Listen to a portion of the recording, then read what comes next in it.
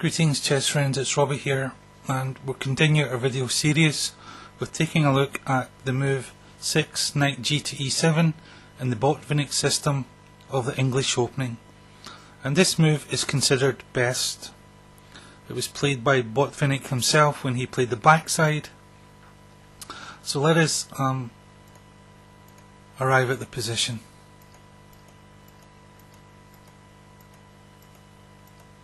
And here it is, 6 knight g to e7. This of course facilitates the movement of the f pawn. Here as white we play d3, castles, castles, and the main move is 8 bishop to e6. There have been other tries, of course. If we just go back, the somewhat passive bishop to d7 was tried, and this is the merit that when we put a knight on d5, black is of course able to recapture back with the knight. However, in such instances we get play along this half open c file. So just by way of example, knight to d5, knight takes d5, c takes d5, knight takes d4, knight takes d4, e takes d4, bishop to f4, and queen to e7. And here we can see the very slight edge with play along this half open c file. If we just go back for a moment, bishop d7 and knight d5, and again Botvinnik Spassky played rook to b8,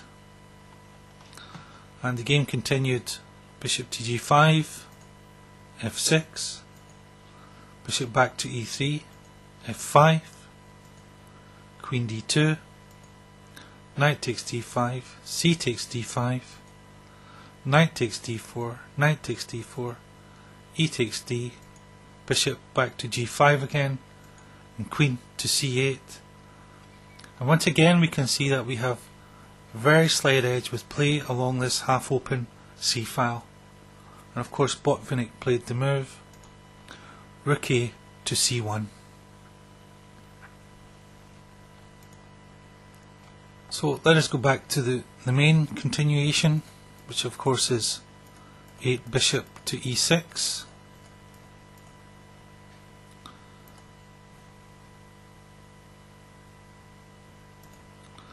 It's this move here.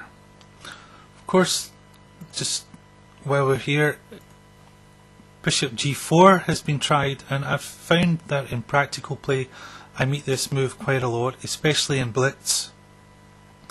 However, it simply gives us a free move. We were probably going to play f3 anyway, and here we get it in for free.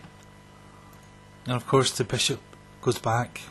Play continues, knight d5, f5, bishop e3, queen d7, queen d2, rook a to e8, rook a to e1, knight c8, and b3. And we have essentially the same setup as we do in the main line, except we've had this free move f3 supporting the centre. So that's nothing to worry about. 8 bishop to g4. Here we have the main line, bishop to e6. Of course we recognise this setup here with bishop and knight, and it's time for us to play the move. Our favourite move, knight d5. Queen d7, bishop to e3, and f5. And here black really must play the move f5. There have been various attempts to delay this move f5 with quite serious drawbacks for black. For example, in some games king h8 was played instead of f5. And of course, this facilitates the move, the immediate move, d4. Knight to g8, rerouting the right. And of course here we have the excellent tactic, knight takes c7, preparing this fork. Queen takes c7, d5, knight to d8, d takes c6, knight takes c6, rook to c1, knight e7, queen d2, knight to c6, f4, thematic pawn break, knight to d4, f5, knight takes e2, queen takes e2, knight to d4, and queen to d2. And of course white has a large plus. He really needs to be very careful of this move, f6, trapping the bishop. Most likely this rook will need to move, and these squares around, these dark squares around the black king shall become very weak indeed. There was another attempt to delay the push f5, 10f5 with knight d4, but again it has quite serious drawbacks. Let me just show you what happened. Let's go back. And instead of 10 king h8, knight d4 was tried. Knight takes d4, e takes d4, bishop h6, c5, bishop takes g7, king takes g7, queen d2, knight takes d5, c takes d5, bishop to h3, bishop takes h3, queen takes h3, f4, queen d7, f5, f6, h4, queen e7, and rook to f3. And here Grandmaster Costin writes that despite the lack of minor pieces, white has a strong attack. And this of course is a position from the game Botvinnik Geller. It was played in Moscow in 1966. So that's another instance of what happens if black tries to delay the move 10f5. So once again, going back to the main line, instead of knight d4 we have f5. And here we play queen d2, keeping firm control of the f4 square, and of course guarding this square here, b2. And here the main move is rook to f7, which was the move that Botvinnik himself played. And the idea of course is that the f file is likely to open, and it makes sense to have the presence of two rooks bearing down on this f file. Other attempts have been tried, if I can just go back. For example, rook a to e8 has been tried. However, if we take a look at the e file, we can see that it's loaded up with 1, 2, 3, 4, 5, 6 pieces.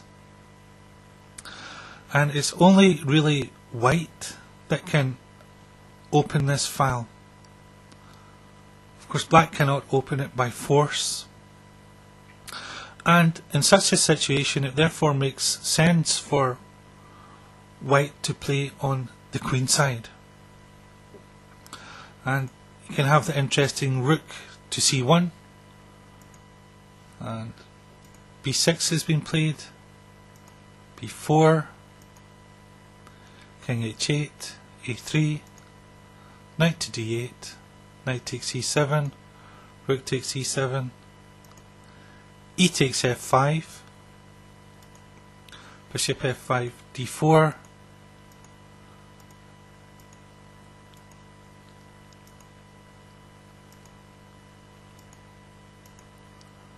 course, we've saw these moves before. Bishop h3 back again, c6, and of course black rather is getting pushed back. White has excellent control of the e4 square, which he can utilise for his knight, and he's doing very well indeed. So that's what might transpire if black tries, instead of rook f7, to play rook a to e8. But going back,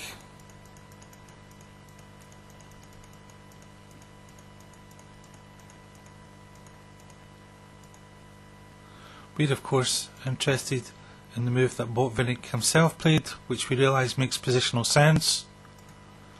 Rook to f7.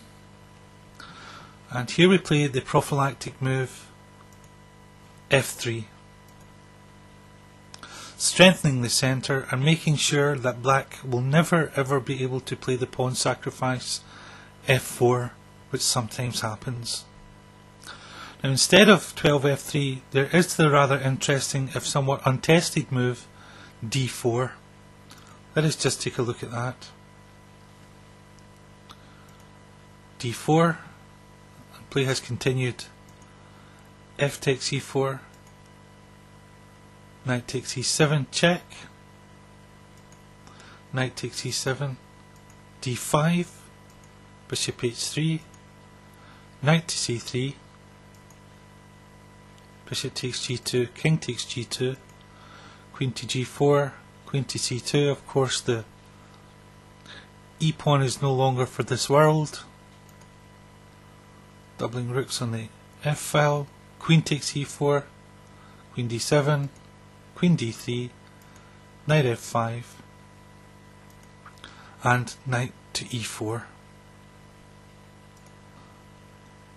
And of course we can see that this is excellent for white. We're threatening to put a knight, of course, on g5, and then if it ever gets to this outpost on e6, it will become an absolute monster. So that is the interesting try, 12 d4.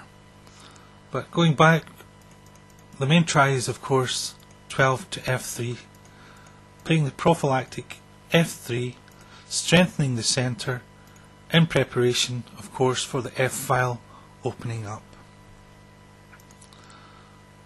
Rook a to f8, and experience has shown that the e file itself is likely to open up. That is why we prepare the move rook a to e1. But it's not the only try. Other tries have been rook a to c1. For example, rook to c1, king to h8, b3, knight to g8. Of course, as soon as the knight moves away from its post guarding f5, as we have seen, this is the opportune time to take on f5.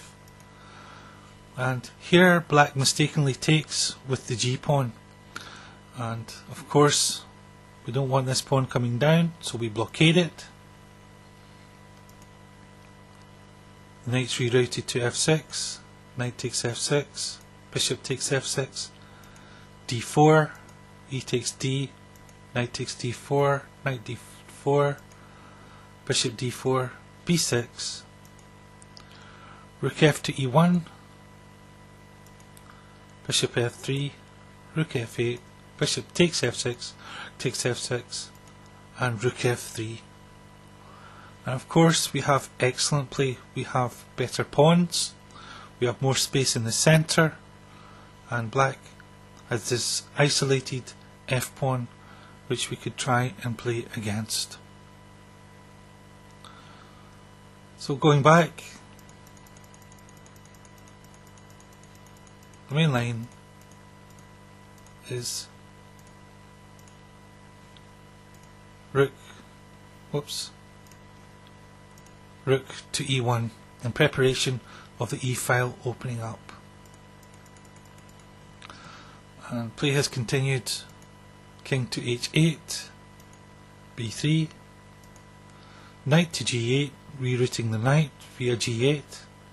Again, We recognise the signs, and it's an opportune time for us to take on f5. Bishop takes f5. d4. Bishop h3. Knight d to c3. Of course, preparing the maneuver d5, and of course knight to e4. We saw this game prior to this, and it was of course the game Schmeckel. I hope that's how you pronounce it. My forgiveness to the players if it is incorrect. Versus Yusupov from the Bundesliga in 1991. So that covers this little video of the Botvinnik system with the move 6, knight g to e7.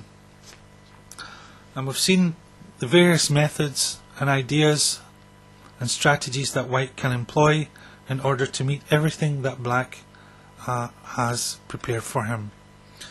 And we'll go on now to look at the second main line for black, which is of course 6 f5. So thank you very, very much for taking the time to watch this little video, and I wish you well with your own chess.